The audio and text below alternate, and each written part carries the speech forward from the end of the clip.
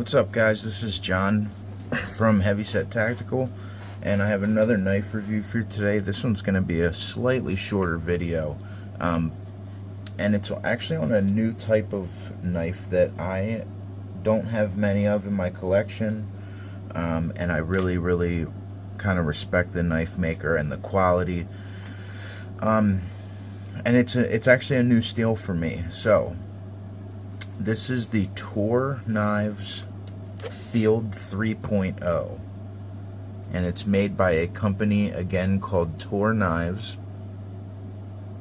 and it's got these beautiful slabs of bronze or copper in there. Now, you know, this is kind of an all-around knife, which I'll talk about in a second, and it's a cool one for my collection. Because again, I don't have Toor knives in my collection, and this is my first CPM 154 steel knife. So, very briefly, I just wanted to talk about some specs. Overall length is 8.125 inches. The blade length is 3.75 inches. The cutting edge is about 3.25 or 3.3 inches. The blade width is 1.125 inches at its thickest. The thickness is 0.185 inches. And again, this is in CPM 154 steel. USA made. And the handle is just so cool. The handle material is actually ebony. This is the Battleship Gray, Ebony, and Copper version of the Toor Knives Field 3. So the blade, it's a standard blade, flat grind. It's got that gray finish on it, you know, and a plain edge. The handle length is 4.25 inches, so it does, you know, it does have just enough handle on it to get a full nice finger grab on, and then this huge choil in the front. And I think that's something to say about that for, you know, skinning. I mean, you could definitely use this as a skinner. It's got that really big sweeping belly on it, and it's a super sharp knife. It's a little thick for that, but I think this is, you know, they call it a field knife because I think it has a range of uses. In my opinion, you could definitely field dress some game with this. And the jimping on the back is really cool. Instead of just squaring off the jimping, they took a 45-degree slice out of each side just from here to here, as you can see when the light's hitting it right. So these are essentially kind of half-pointed pieces of jimping. So they're not very sharp at all. And then it goes back to a nice harsh 90-degree edge on the front in case you want to strike a ferro rod with it or scrape something with it. And I'm really loving the slabs of copper in there. I think so back in the day there was a thing on higher end knives that, and when I say back in the day, I mean, you know, 100 years ago, knife companies or certain knife builders would put in, you know, integrate copper into their handles because it has anti-inflammatory as well, I believe, but germ properties to it. So it kills germs. You know, that's why a lot of pipes for certain things used to be copper. And I think because, you know, if you're getting a lot of blood or decaying animal stuff on your hands, it might eat some of that away and repel some of the disease or germs in it. But yeah, I think it's really beautiful for the look of the knife, to be honest with you. The sheath, the sheath doesn't come with any clip mount on it, so it was just the leather sheath with a nice thick brace in there and nice thick single stitch. The sheath is actually nice and hard, almost like it was hard formed, but not entirely. You definitely got to break it in the tip here a little bit. So I took a tech lock and I put it on here with some rubber spacers in there from another knife, because I really wanted just a vertical hip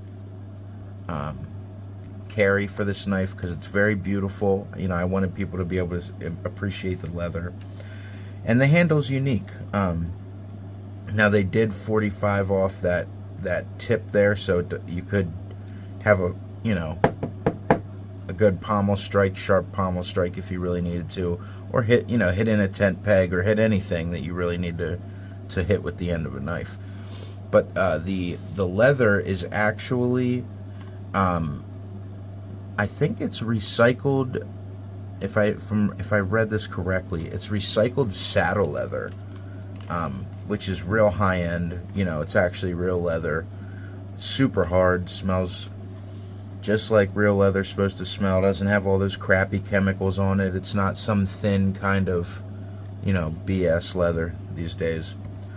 So the sheath and knife I really like, and there's something about the this is the grind and natural edge that was on the knife when I bought it. And to be honest with you, these are ridiculously good cutters.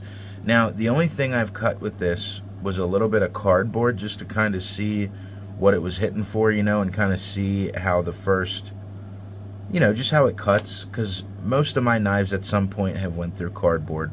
So I like to judge the way it cuts and the thickness and profile of the blade based off of something I've cut a lot to know, you know, from breaking down boxes and whatever. And I ordered a Teton Sports sleeping bag, and the box it came in, this thing cuts so freaking well. And I don't know if that is the CPM 154 edge retention on it. I know that it's a technically a stainless. It has a slightly higher carbon content. So it is like 1.05% carbon. So it's decent wear resistance, decent edge retention. It's a very hard steel, hard use steel, and I don't think it's gonna rust. This has a really great coating on it. So it's actually decently heavy for an 8.125 inch full fixed blade. It's decently heavy. That ebony is very, very hard and very, very dense wood. So I believe that attributes to some of the weight as well. But that's a really thick profile on the handle, because the blade isn't that thick. You know, it kind of runs straight out and has a decent taper to it. Nice strong tip on it. But yeah, it's 6.5 ounces. And again, this is the Toor Field 3.0. It's a hunting, camping, and hiking knife, essentially. But I think it's a little more high-end and good-looking knife for me to use as a hard-use knife. I think this was more of a collection and everyday wearing kind of knife for me. I like to appreciate some of the more pretty knives that I have. You know, all my knives get a decent hard work on them. But this is one of the ones I'll probably use slightly less for the hard use tasks. You know, I'm not going to be batoning with it. But yeah, this is my first CPM 154 steel knife and my first Toor knives. And I really like their emblem. It's that skull with the waypoints on it. And I thought it was very cool. So yeah. Also, in some of my last videos when I was on that trip, and I hiked some of the Appalachian Trail, I kept forgetting to say that the videos were shot by some dear friends of mine, Brian Parnell and his better half, Petra. They are good friends of mine, and I just wanted to give them a shout out. I'm probably going to be putting more content up with them. Brian and his wife have Petra have a Facebook account. They do a lot of great hiking and survival task videos on, and Brian also has a YouTube channel, survival hut videos, all one word, I believe. But yeah, so I wanted to give them a shout out and just say thank you to them for the great weekend last weekend, and I'm sure that you guys will see some more of them on my channel.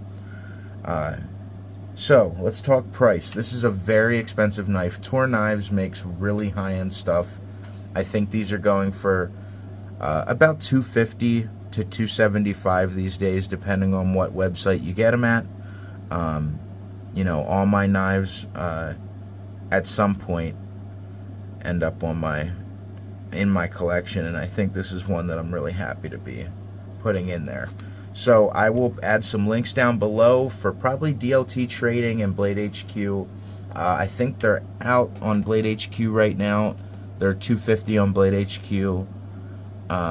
Nope, they do have them. They just got them in. So yeah, I will put the Blade HQ website link down below in the description. So I just want to say thank you guys for watching my channel. I hope you guys like the content, and have a great week. Stay safe and stay heavy.